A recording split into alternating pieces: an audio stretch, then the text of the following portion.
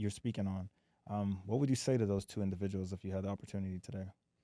Okay. The first person who's hitting their head against the wall and they want to quit, the only thing you need to know is that's normal. Mm, There's nothing wrong with you hitting your head against the wall and feeling like you want to quit. It's a part of it. The word being an entrepreneur literally means someone who takes greater than normal financial risk to see a return on their investment, right? right. It's not normal what you're doing. So the feelings of abnormality are normal, Mm-hmm. right? Yeah. So don't feel like something's wrong with you because you feel like you're hitting a ceiling. You're going to have to break through many of those, right? I'm someone that's from the gutter.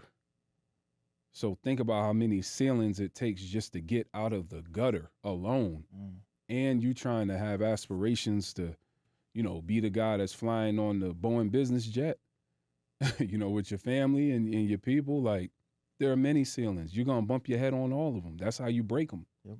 right? Very normal, man. Don't feel out of place. Don't feel out of pocket. I have the same feelings on a daily basis. Some days I look at my wife, I'll be like, why did I do this? Mm, Well, what was the reason for this? Why? mm-hmm. And she just be like, because you built for it. Yep. Ooh, that's You a good know, wife. That's a good it's wife. a wonderful wife, Man. right? Yeah. And it's the truth. It's not her hyping me up. It's just when I sit down and think about all the things that I had to go through to get to this point, which is still a low point in my opinion. I still have so much more to do. Absolutely. It's so normal. Now, the person who's just scared, there's a couple things that are going on there. You might be inundated with information, so you might have analysis paralysis because you spent all your time looking at this stuff and trying to ascertain information until you feel comfortable. Well, you're never going to feel comfortable.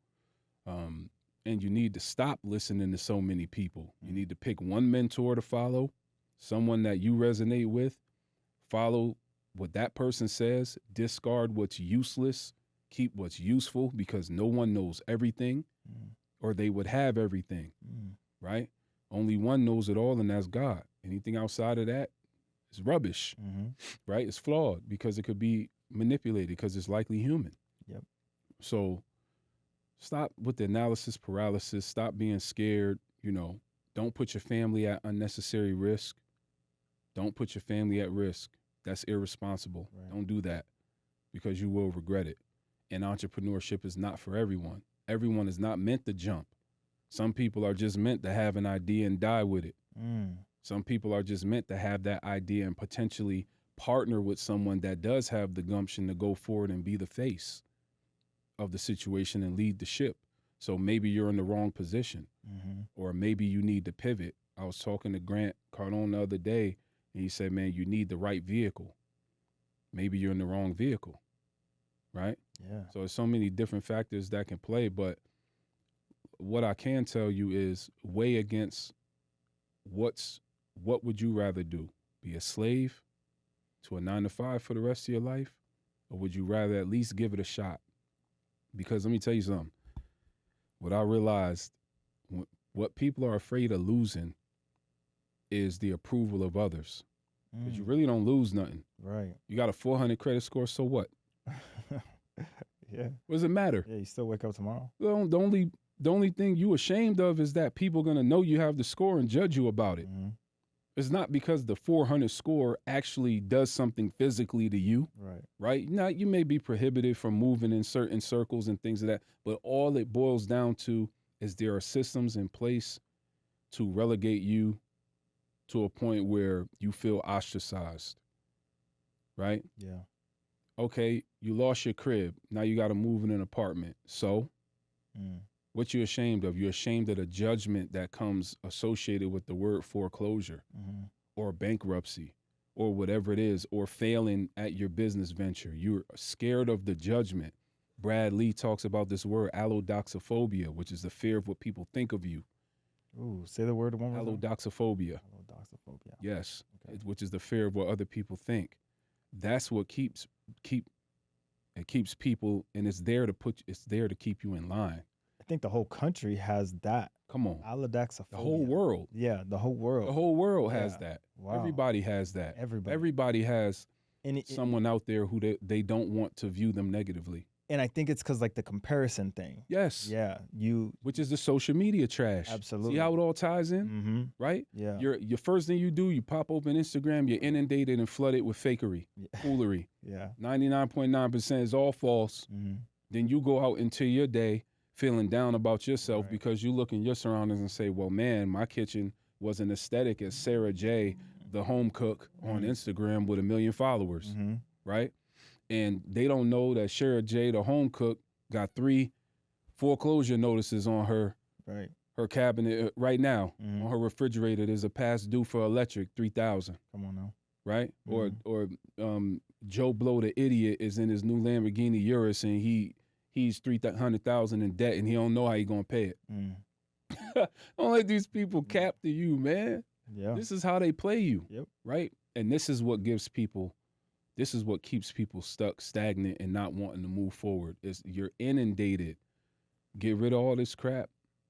Turn this mess off and focus up on what you want to do and be resolute in your decision.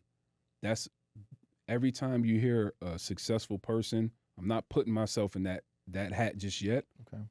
But when you hear from any successful person, you watch any interview, what's the answer they always give? Well, how did you get where you're at now? I made a choice. Mm. That's it. Yeah. They simply decided. The end. Right. Once you make a decision, you'll either do what you're supposed to do to support that decision, or you'll do something that will bring the opposite of what you're looking for in your life. I don't believe in all that weird esoteric stuff. You could yoga yourself out and manifest everything you want and all this. Man, look, you got to get out there and work. Absolutely. You got to get out there, make a decision, shake the hands, be uncomfortable, go to the networking events where you feel like you're being judged and you're not comfortable, but you still got to go anyway. Mm-hmm. Put on that smile when you know you're depressed today. Right. It's hard. Yeah. I ain't gonna cap, bro. Like, this is the reality of it. Don't let Absolutely. these people fool you because they skinning and grinning. Mm-hmm. I like that theory. I like the way that you actually worded it because you broke it down, I think, to a digestible level where every listener at every avenue or where they are in their life, they can understand it, right? Mhm. I heard Gary Vee say the other day too is don't box yourself in before you even start, where you're so focused on this is my niche. This is my niche. Mm. He said throw everything out there into the algorithm. If you like playing basketball, you play basketball. If you like to cook steak, you cook steak. If you like to put on and try different shoes, you show those shoes. If you like to video game, you video game. If you like to cut your grass, you cut your grass. If you like to wash. You do not know who your audience is or what they want. So feed them. Mm. Once you see the numbers of this is what they want, now you go and you start mowing grass. Double down. Hey, homage. Come on. Appreciate that. Yep. If they want to see you mowing grass because your lines are tight, you know what I mean? That's what you go do. But you don't know if you think you know your niche. You don't. That's right. They will decide it for you. Now you go hit it and you double down. And that's what's so interesting about, again, that word allodoxophobia is because people are trying to paint the perfect picture of themselves, right? Especially people from my generation. We come from this generation of you don't take L's. There's no such thing as taking L's. So people, we know we take L's left and right every single day. You're going to take 1,000 L's a minute. Every day. Now people are transparent about the L's they take. But back in my generation, the L's were hidden. You had to only portray that you were a winner and never took a L because taking an L was frowned upon. Right. You can't say you lost a fight. You can't say you took a L in business or somebody robbed you and ran off with your stuff or whatever and you didn't go instantly kill them.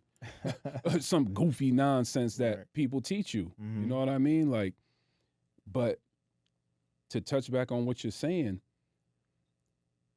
the allodoxophobia is what keeps people from putting out that different stuff. Right. Because it's like, if someone knows I play video games, I might get judged because you got some idiot out there screaming in the camera, if you play video games, you're destined for failure. Right. This dude's making 8 figures a year playing video games on Twitch. Absolutely. Right? Kids streaming, making 10, 20, 30 million a month. Yeah. ESPN literally has their own category, esports. Like, Come on, man. yeah, you're You know what I absolutely right. mean? Yeah. Like, people don't want you to know that in their pastime they might like to play a little ball Come on or now. whatever the case may be, because they're going to be judged for it, and they're afraid of being judged. I was talking to my wife about this before I came here today. Imagine growing up in the hood in an era where you couldn't do anything without getting ridiculed. It's a dude somewhere on the block that's making fun of your car because it squeaks when it come down the street, but he's walking. Has no car. Yeah, this is crazy. Mm-hmm. There's a chick somewhere laid up in the projects making fun of your house because your painting was crooked on social media and you didn't fix it yet. Right. Or your kids threw some stuff on the floor and they somewhere off in some Section 8 housing. You know what I mean? Yeah. Off into some freak stuff right now as we speak. And they making fun of you, making a comment on your page. Come on. What is this, man? And what you said, like what they were nitpicking at or making fun of is just everyday life. Everyday life. I just let you into my home, so you saw the crooked painting. So you saw that my toddlers are real toddlers. Right. They tear the crib up. My living room is not perfect. You know what I mean? And right. 9 times out of 10, it's not perfect because I'm exhausted coming behind them constantly. Right. You know what I mean? To clean up, right. My energy got to go to, I still have to cook for my family. I still need to be a husband. I still need to do laundry. I still need to, raise them, teach them, read to them, bathe them. I'm not worried about my dirty living room. Yeah. So guess what I'm really not worried about? Your little funky comment. Your little funky opinion. Come on.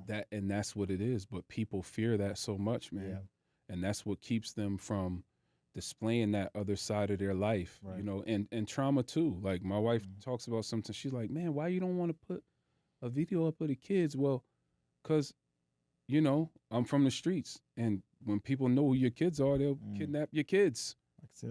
You know what I'm saying? Absolutely. Like, or I blur my license plate. I don't want you to know what type of car I drive because people identify you by your car and shoot your car up. Yeah, that's trauma. Well, you don't live like that anymore. So why is that a word? What? It's just trauma. It's just, right. There are so many more factors that, are at play for people that people might not know about. But the main thing is, don't let these people trick you. Like they call it being tricked off the streets. Like you're getting tricked out of your spot. That was one of my main mistakes I made when I was battle rapping. I let people trick me out my spot by the way they treated me and their opinions and things of that nature. Like I had people make fun of me because I had the same haircut for like 15 years.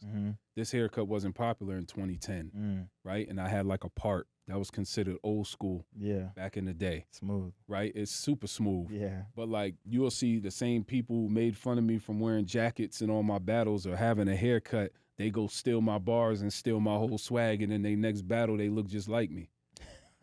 Or 5 years later, or 3 years later in 2013, everybody got a fade. Now it's okay. But it wasn't cool when I did it. Right. Don't get tricked out your spot by the opinion of people, because I could have went a lot further in different arenas had I been able to deal with people a little better. Yeah. That's the main thing. You dealing with people. So I struggle in the social media game. I'm not going to lie, because social media was not popular from my generation. It was about not taking pictures, stay out the photo. Gotcha. Especially if you move in a certain way. Why are you in the photo? This guy the feds? Why is he coming around taking? Now they film themselves. Yeah, man, I just killed 10 people, and they put it online. I don't know what's going on, bro. Yeah, totally. I don't have a clue. It's nuts. Yeah, totally different era. Yeah, it's crazy, bro. We living in some weird times. So, that's why I said I'm out of everything. I'm a church guy. I'm a family man, and I run a company, and you're I a business phones, bro. Like I deal with phones. I don't know anything about anything Absolutely. about anything but phones. It's evolution.